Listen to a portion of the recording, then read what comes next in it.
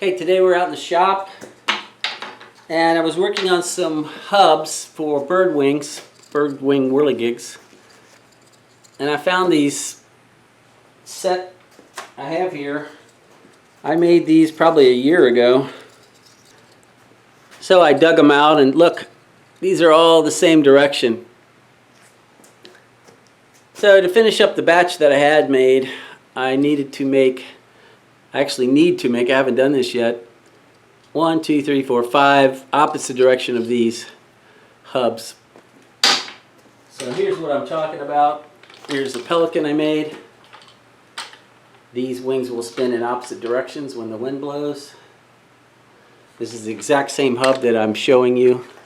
It's white, it's hard to see. But I use 3/16 slots. The hubs are 2 1/2 inches long. They have a 1/4 inch hole. And they're 7/8 by 7/8 square.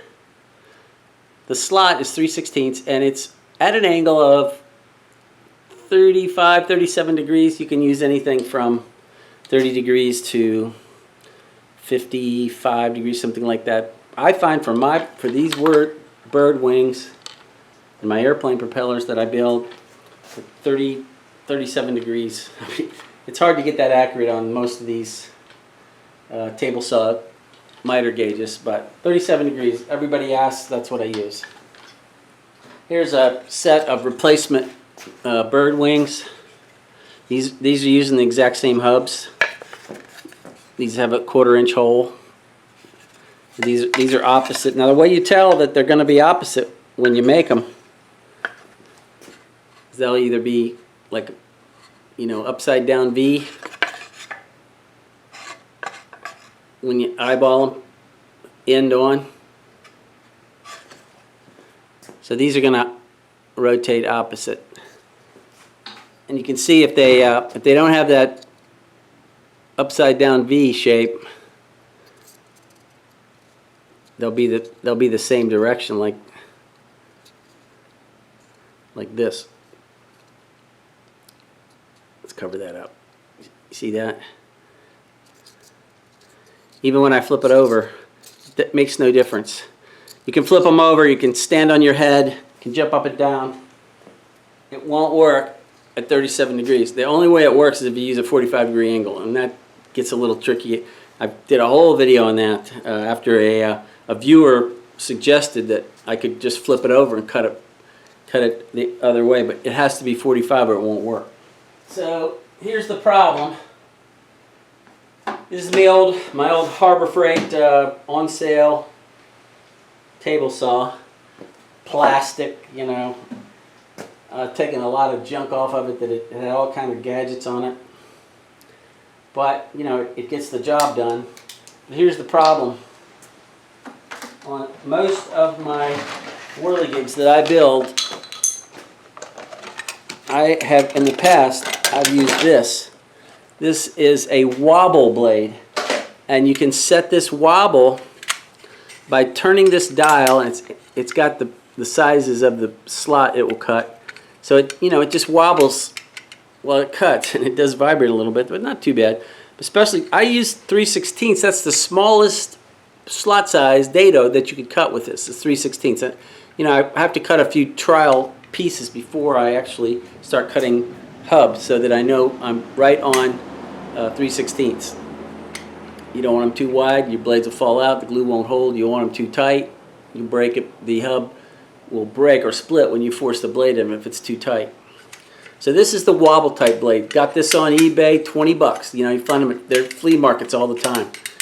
And they work. But here, I'm going to show you the problem with one of these table saws from Harbor Freight. And the other table saw is the same way. The one I bought off Facebook Marketplace for 70 bucks. It's the same way. Here's the problem.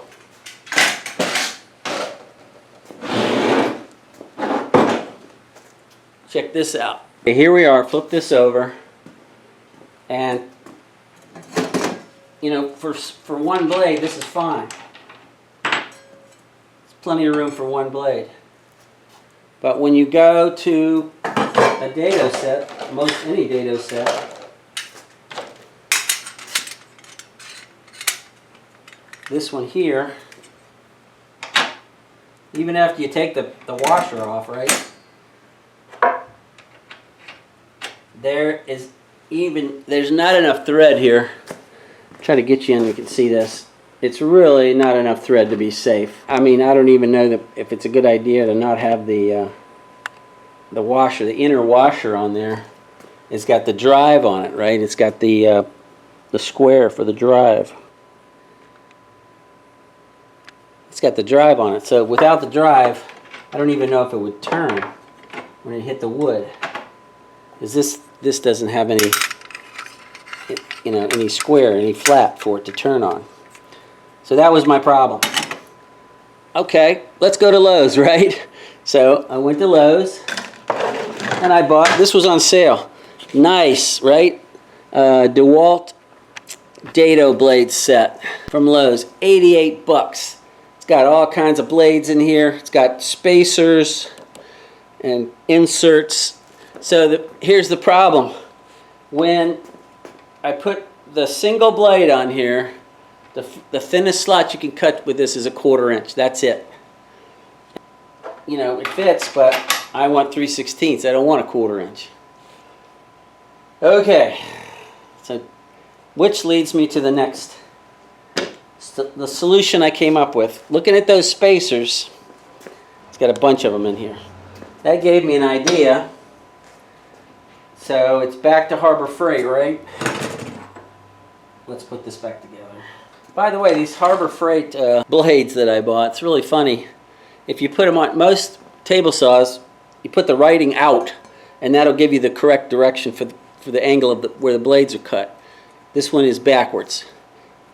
You know, it's inexpensive, but I marked it with a magic marker. That way it works fine. All right. Put this aside, and here comes my setup.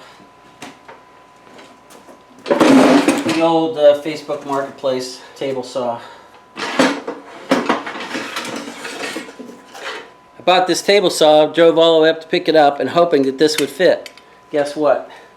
It has the same small arbor as the Harbor Freight. Maybe, you know, it might be 1/16 of an inch longer, but it didn't make any difference. It wouldn't fit. So here's the solution. Don't recommend this, you know. It's not that bad, really. It's just a dado set, and if you use all your safety precautions, you know, it works fine. I haven't had any problems with it. It does sometimes leave a little gap, so I took and bent one of the little blades over, folded it over to hit into the space of the other blade, so that it's like, instead of being like this and you get this tiny little gap in your slot, you know, I bent one over so they're like this. Does that make sense? So when it cuts that little tiny strip of wood out. Anyway, here it is. Remember, it's just like a dado stack. Has the spacers just like a dado stack. Use two new blades. You can see them here. Now I experimented with the spacers, putting them in and cutting a slot and then measuring the slot until I got right on 3/16. With 3/16 is 0.187. It's 187 thousandths, right? And I found that anything from like 179 to 201, 205 will give you a pretty nice sliding fit for your blades. I mean, depending on how accurate you are in cutting your blades, this is going to be plenty. Now, the thing is, the Diablo blades, I priced this one out. This was a blade I picked up at a flea market for cheap, but these Diablos are considered one of the best. You'll notice a lot of people, woodworkers on YouTube, they use the Diablo blade. This is the one. It's a 7 1/4 inch blade, 40 teeth, thin cut. Harbor Freight makes an exact copy, even as red, same number of teeth. They call it the Admiral. I don't know, the reflection's kind of bad there, but this is two of these Admirals, and they're like, I don't know, between $12 and $15 a piece. Well, they were when I bought them 2 years ago. So I got 2 of those with the spacers for my 187 slot. Just wanted to show you, you know, it's a workaround because this arbor isn't big enough for the Dado. All right, set this whole thing back up. Like I discussed, I like to cut my hub so that I have one for a right-hand rotation and one for a left-hand rotation. So here's how I do it. So this is the regular miter gauge, and what I put on here is a miter gauge extension, just a chunk of wood. It's like, this can be like 2 inches by 1 inch. I just have an old 2x4 stuck in here. You take your hub that you drilled your hole in. Now I have a jig that when I drill these, I put them in this jig like this, and I make them sure they're centered in there. When I drill it I use the drill press,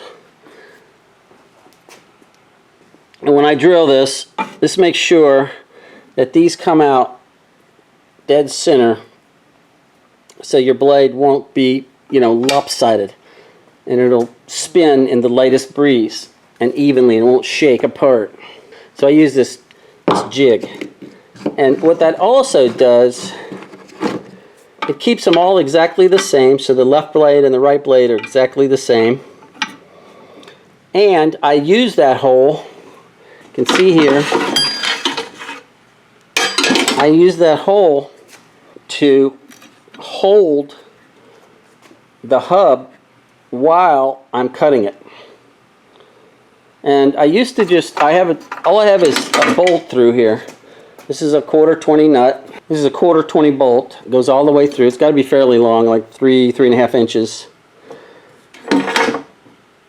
And then I just clamp this extension to the miter gauge. You could screw it on there. And if you're going to do a whole bunch of them, you screw it on, you get the exact same position every time. So you can, you know, knock it down and set it back up and get the exact same position. And that's where, once you get this set up, you want to make sure that you're cutting through the center of the hub. You don't want it to be skinny on one side and fat on the other, like right here. You want to get through the center of the hub. And because this is 37 degrees, it's not going to be corner to corner. That would be 45 degrees. So that, to me, I mean, I'm sure there's a mathematical way to do this, but I usually just I could take a thin piece of metal, or I've done it so many times, I just slide the extension here back and forth until it looks right. And I know that's not too helpful. Again, this is a case where you can try, if you have a piece that has a big knot in it, or you know, it's split or something, go ahead and cut it and use it as a test piece to make sure you have your miter gauge set in the right orientation, the right place to hit the blade. And the other thing you have to worry about is the depth. So you don't want to hit the screw, but you want it deep enough to give the bird wings, the blades, some grip, right? Something to glue onto. So set your depth.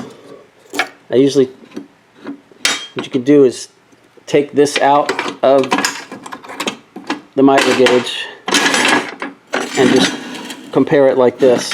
Get this flat on the table. Compare it like this.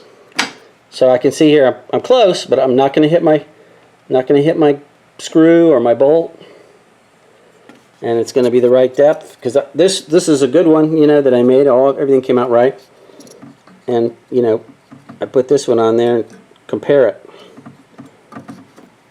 So I'm pretty good on the depth right now. I like that. Okay, so now I got to line this up again. That's no problem.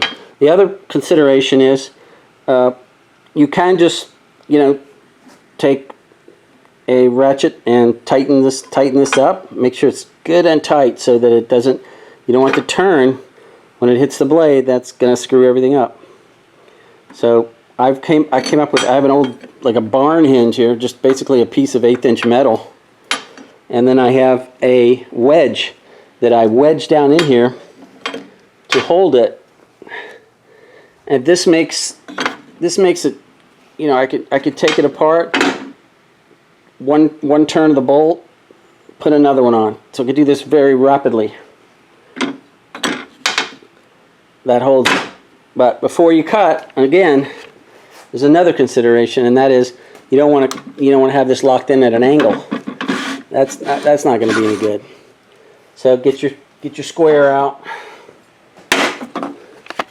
and make sure that you have it lined up.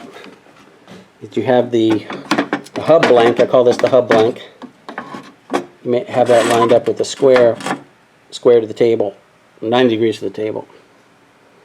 And then once you have this set, don't change the blade height, because you want both of these slots to be exactly the same depth. If they're not, you know, one blade will stick out further than the other. It'll be lopsided. Won't blow it. Won't spin in anything but a super strong wind. And when it does, it'll vibrate. So don't mess with the height after you've made one cut. I mean, the only thing you really do to fix that is just to make it deeper. Go back, you know, if you mess one up, you know, reset it at slightly more depth and recut it. But I find that when you move these through the blade, each time you move it through the blade, the slot gets a little wider. So I only just bzing one cut. That's it.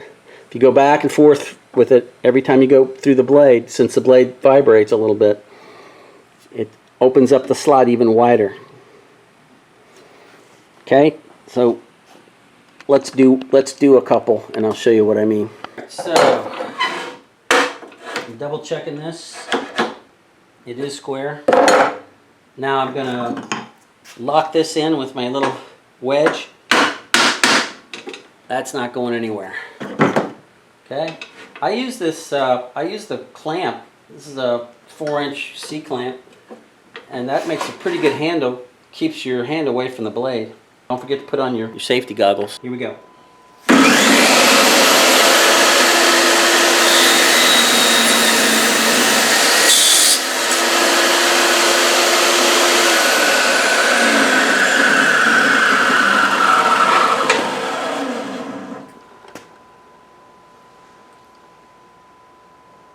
That's pretty good. Now I think I came a little bit too far to one side. I'm going to adjust the miter gauge there.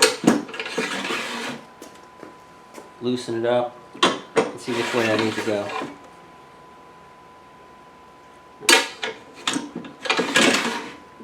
Need to go further towards the opposite side. Just a tiny bit. The thing with these cheap table saws, I don't know, maybe all table saws, but there's quite a bit of wiggle in here. Now, I'll take my wedge out, spin this around, 180, stick the wedge back in lightly, double check this, it's pretty good, make sure it's 90, that's good, good and tight.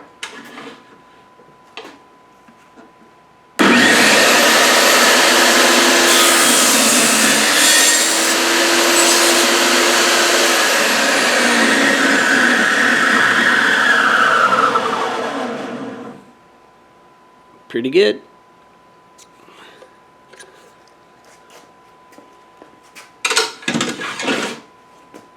Now a lot of people ask me what type of wood is best for hubs. These hubs are pine, and you know, that's fine. A little bit soft, it tends to split out a little bit. What I really like, if I have it, and I think Lowe's has these, they have poplar.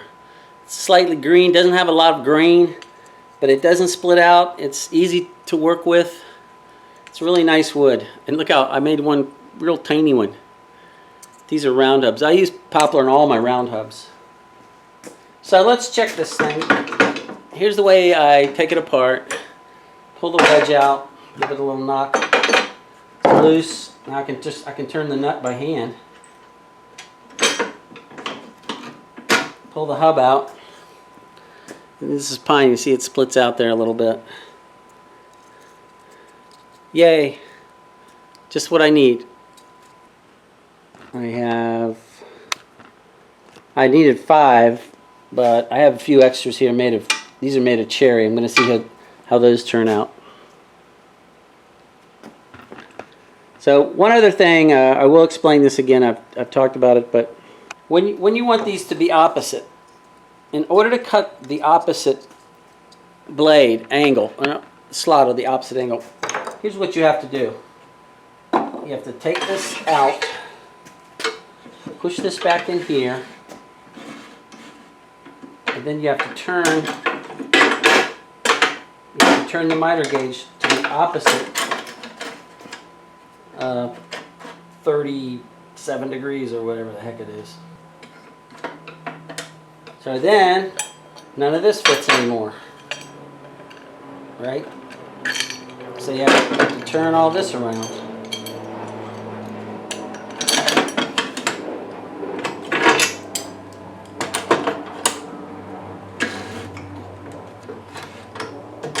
And realign everything. So that's why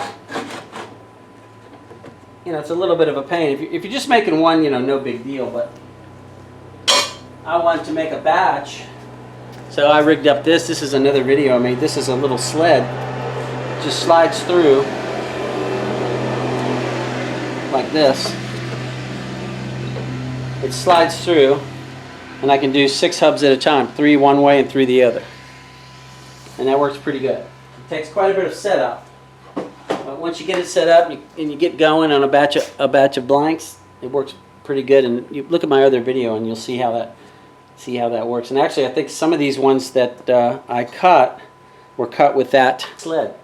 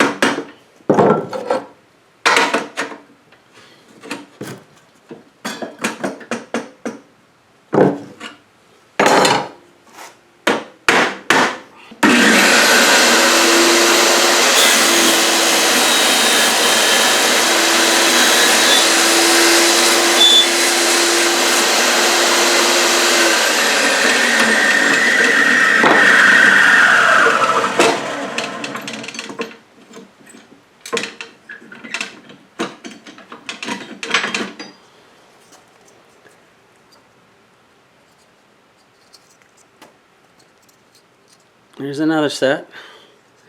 That's good. Another blank. And repeat.